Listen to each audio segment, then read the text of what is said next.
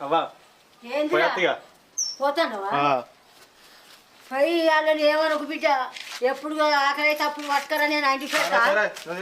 పో బిడ్డ పో మంచిగా పో నిండిందమ్మా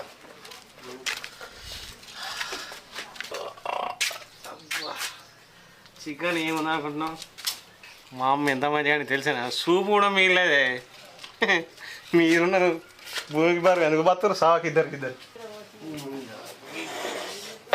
బాగా పండుకుంటే కొద్దిసేపు అగు ఈడు బర్రెలు తినొచ్చి మళ్ళీ వంట అంటానేంది ఈడు నన్నే కారం పొడి తినమాట ఈడు